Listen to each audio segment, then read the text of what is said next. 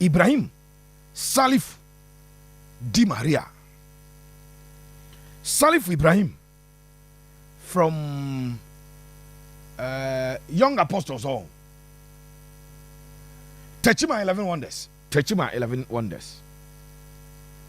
And Penyoma took me after the Edibo Openya did Alaja Kambia Basopana. Also, Moka branch and once a man you na o adia channel pa. Alaja can be friend or say Togi me wo Techima na a branch and woman chait with the neighbor. And ode Salifu Ibrahim Di Maria. Ebae. Says ya yakasai. Ibrahim Salifu. Wa naturalize the ama Benin and Togo. Benin. Etoye Beninois. As we speak, he is a Beninois. Na abrante de eba season ba wi ese ya na waba fie e wa ya. Okosi akan e wo Kosovo. The club na say Dorita club or something. Eho eno kokosi akan. Ne manager aye opanya feno Nana Shamo emso bia nim no okura mu. Season na Samobodu Edge League ade amahase no. Player ba kwa odi mu tintiman pa. Aye Ibrahim Salifu Satan no boss assistant brutal. Ni build up play, ni general chances creation bibia. Now, Yansha Salifu Ibrahim ni age ayi kura ni sisi. Ana nase opposite de bebo kotoko free. Amanfo chirema Nana episode Salifu ebe relaunch the career. We did 26 years. But on the team na anya Dorita ye Drita. FC Drita. Kosovo. As a 26 year old, 26 year. Me pacho me pese me chop picture okay Salifu Di Maria no. Say Ibrahim Salifu has a nyahwe won oko free o. Oko free. Ba Ghanaian boys dey omutie ye.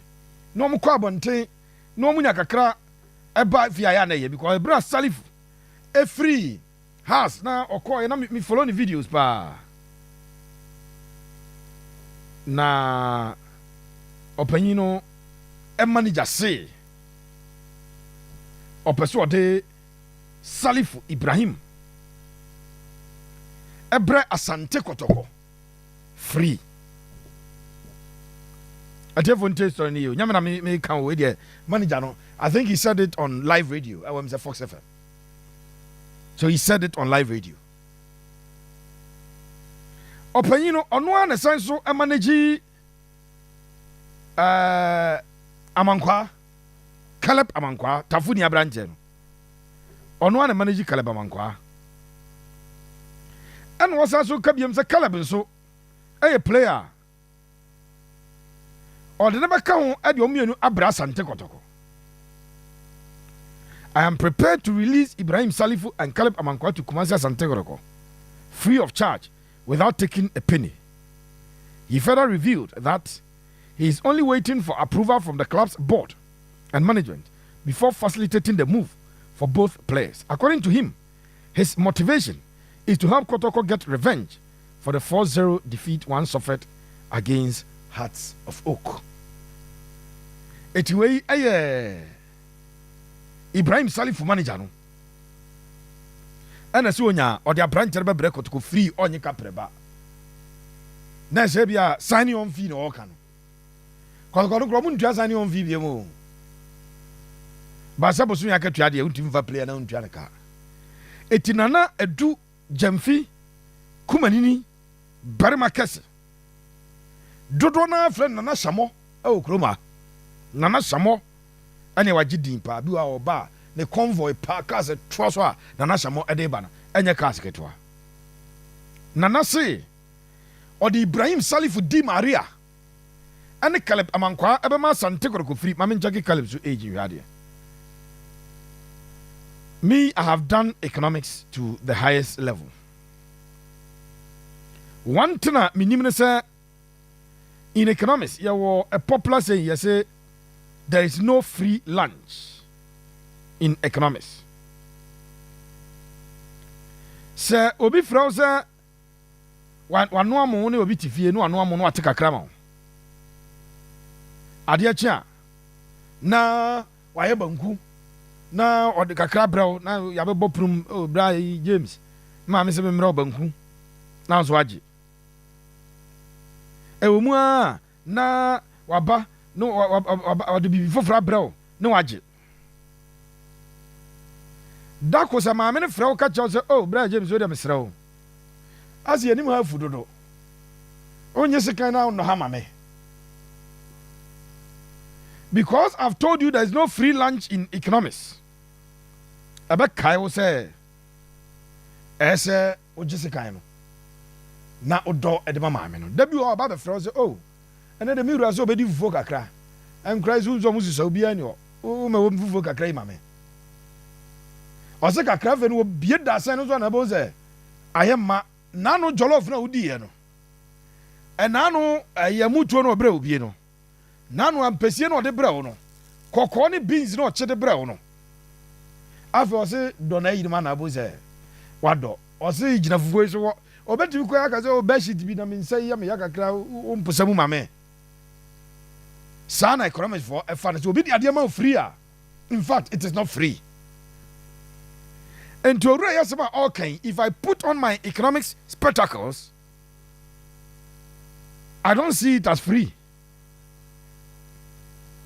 Caleb Amankwa wasi akan de ama wafa wasi akan de ama Hartford aduana akwa ewo Ethiopia Nick Bank na abranche akosi akan de ma Commercial Bank of Ethiopia ne wabafie ne manager ne se obetimi na ma Asante Kotoko. Caleb is 28 years now no ya no ware ewotafo 28. Ampa Kotoko percenter backs. Asante Kotoko mo percenter backs. Yadi kan chechirem sambani ho ansuni ho abloni ho. Do you think that Kotoko should go in for Sir Dewey? Should Kotoko be interested in this deal? Sir Caleb Amankwa. Wamo kwa 28-year-old Caleb. Salifu Ibrahim a 26-year-old. Enti wamun konko pa branchera na. This is something that we are holding on to. Yebusa hwasem. Caleb Amankwa any brancher de din ede Ibrahim Salifu Nana Shamo ese wa offer ode omaba Kotoko free onye kapreba to kuro dem. I've done the economics analysis and I'm actually say in economics there is no free lunch. Etiwe eye asem sebe o ya Asante Kotoko supporter fa kwa adwunjim ne ye hwe bia ensem wi ebeko akwakosie me pacho Asante Kotoko so ye 2 foreign players me no kasa yi wonum e wo campo 2 foreign players e wo campo na sa 2 foreign players no the etienne say some account there Kotoko be fa goalkeeper and I am just the etienne say next week yesimwa goalkeeper bi ebeba straight or ba be sign contract e dey Asante Kotoko says our goalkeeper ne dey na amfa. Then there is a goalkeeper who is in camp as we speak. Nidin at the Francois. As a Francis, no. Francois. Ono Emrameye, the next goalkeeper, and Fama Asante Kotoko. Now he's there. Omo Monitano, Omo Sheno, Omo She, then Obetimi a ball. All those considerations are going on. There is a goalkeeper in camp. I hear he's a Cameroonian. And sa goalkeeper no. And next Sabria ye say on call players in Siana mom call on count. Sounds so and there is a midfielder. One midfielder. Midfielder no so dia metie no. Edini ye Nuria. Midfielder. Yes, what is a Kwambo Kunti? Mukai Kunti. Yes, what to say? Me who yana make a we a reporter.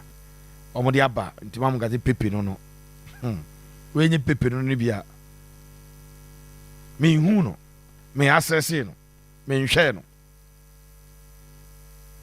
But the mention say ne form, ne stature, and how he plays his football. Ope player bi e de atoto no ntema. Sabe ya nipa bi hu ne ntem no. O de Kwame Bonsu Konte. E na be susu dua no. Na o de a kire abranche de sei no tie. Me pacho. Abranche de din e de Nuru. Nim say there are details na ba be toja. E wo campo. Say 2 way there. Even though the Kotoko coach has spoken against trials, observation, monitoring, evaluation, was said there be a human idea man in your fin have trials and seven. As a woman, the coach, I say okay, or person show. It is Asante Kotoko 2 training games on Mobo. One more arrange 2 games on Mobo before Kotoko will leave Kumasi. After the second phase of the preseason, some run to Mapobi. If they can impress the coach, if they can impress the sporting director or football director, we kakra mate ede afiri hono ena me jemu ede amamono. So these are 2 names that we have heard, and they are foreign players. So 2 more foreign players in camp. I was Asante Kotoko. Nyame adome free china kono.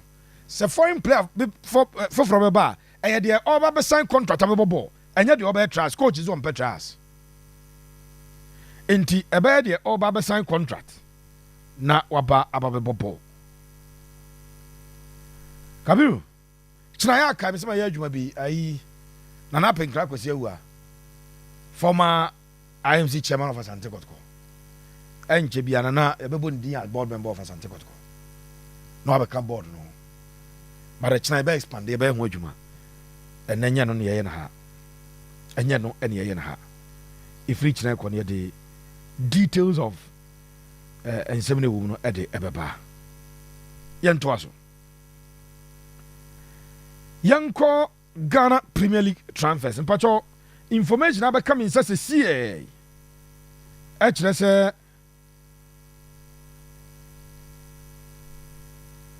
goalkeeper Solomon Agbesi ofri Ghana enra. Solomon Agbesi. Some catch say on has a rich agreement in principle, and 3-year contract he has accepted it in principle. Say so by first choice on Solomon Agbesi only problem. Enti eno aye se de sitie. Eno ana Solomon Agbesi ye ka say me so a free agent o ye tona has team bia ni kapre o mo. Sa Agbesi nya team se o bia ni kapre o. TSC agency bia ye adwuma. Ama Solomon Agbesi ye ka say oni kroma. He's out of the country. He left on Thursday. Yawadano. Ena Agbesi and so a free Ghana. Sir Agbesi kope greener pastures. Ghanaian player bia de bia meka me bomb pie de Ghanaian player bia se okwa bonte kope bia onya bi no mo no ho. Ho de ende ya na ye. Yana sikana eye pa. So that is it for a branch of the thing at the Solomon Agbesi. Mame Jene si Ronaldo. Jene si Ronaldo.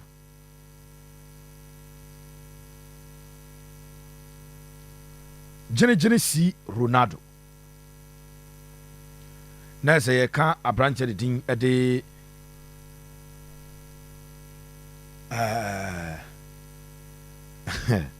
who's waji goal king 3 times or Ghana umebwa 3-time goal king. Hey. Na sisi amene okasai Stephen Amankona officially assigned a 3-year deal at the Continental Club Masters. 2023-2024 no a top scorer. 2024-2025 on the G goal king. 3-year contract. And I was signing at the Amomwa. Yade a 1-7 at the Etuja. Enra asemisi ye ewo ahela for womo game no boy no. Ayene ya on. Sekafa championship no. Al Hilal Omdurman. Almost a Tosca FC 2-0. Former Midiema Sporting Club. Stars Kamadi Mahmoud Shego. Salim Adams Shego. We need 2-0 and the 2 goals were scored by Ghana for Nkwada Iminu. Enti Abrante the thing at the Salim Adams. The first game was a go. Kamadi Mahmoud and so a go at my team. The thing at the Al Hilal Omdurman. A promotion Tosca FC Kenya. And almost a show. Young our other clubs no update kakrai. How United almost center back Kwame Paul were completely a move to Dibabi United. How United center back and did Kwame Paul. Kwame Paul na or a deputy captain. A branch of the thing at the Usman Sufyan Enua on a captain club no. Or no.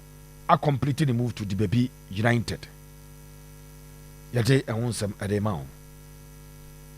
Oh, United no more winger been at the Sana Ati. The American is a Pando Hat of Lions and Accra Hats of Oak. Pando Hat of Lions. On the Jata Kuma. Accra Hats of Oak. Wamo Ashasa branche the thing at the Sana Ati. Oya winger, ultimate ball as left side winger, right sided winger, Nina no Bopa. Or 3 goals last season. Had to folk and yabre so mo persona Ati. Edeno Abba Yejuma. We a Kakano so if you oba. Yate a 1-7. Eddie Emma. Oh, yeah, where's Godfred Aban? The contract with Kerala United Football Club now expire. And I say, I end it. The Godfred Aban. You can say, oh, you free agent. Our transfer market, you know, so. Godfred Aban is a free agent. And clubs of money, Jinhunano. Emitimi Evrem. Ebeneza Akabi. On a mediama a party ways. Ebeneza Akabi, dear, some of what is Anwa Jumon. Ebia Senasa, Adriana Zwa Topao.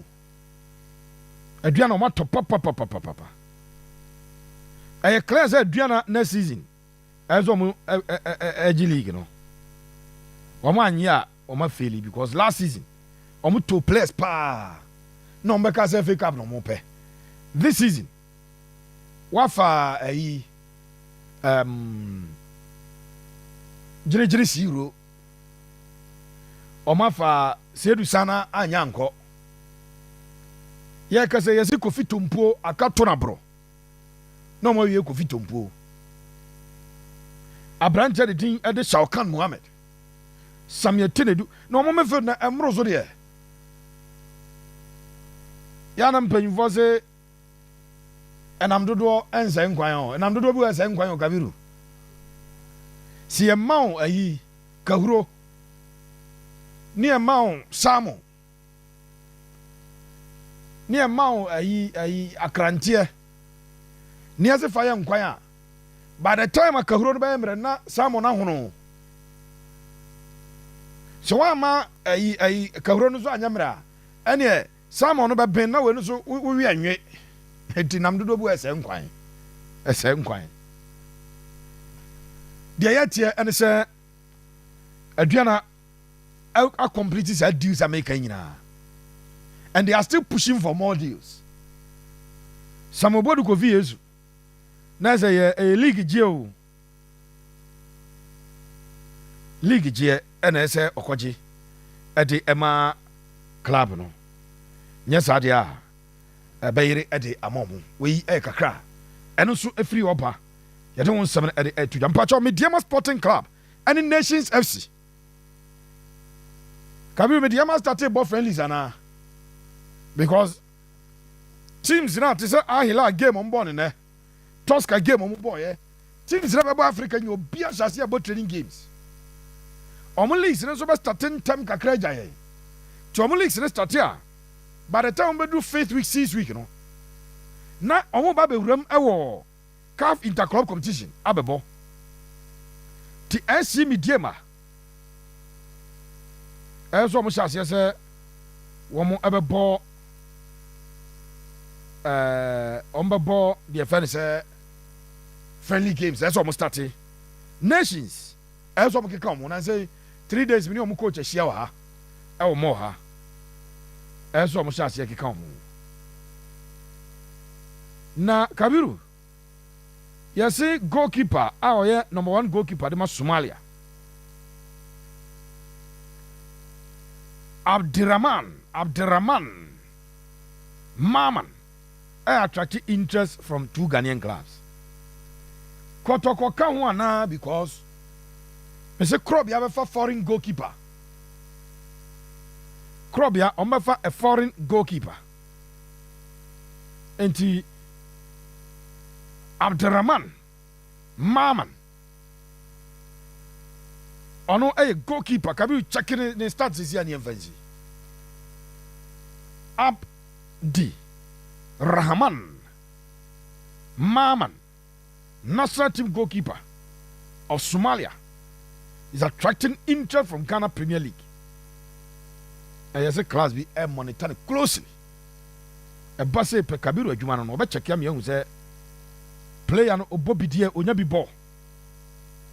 And me pacho confirmation goalkeeper on number 1 at the Somalia of national team no. Ojirama obo week in week out anytime be omo game bia no Abdirahman Maman on the dem ntia no ayeka kre free oba me pacho Emmanuel Ano to Mediama Sporting Club 90% done Kabiru me that's where your goalkeeper no starts no to omoni Mozambique omoni Algeria omoni Uganda omoni mani mi hu de ofo me yo Guinea ni nyina on da 90 minutes eye Kotoko ana ye ba be di sa nkobo no eye Kotoko ana ye ba be di sa nkobo no finally yam fan to just Nations FC and Mediama are almost done with negotiations so Emmanuel Ano Mediama Africa and the abo mu Emmanuel Ano, what a player he is. Onimbo no bobruta. Minim se we ga pepe je no ho a. Onimbo. Ya tese Mediama any nations edin komo. Enche bia wonom ebefa apprentice no. Yemfa munsi ye ba homa no so. Ya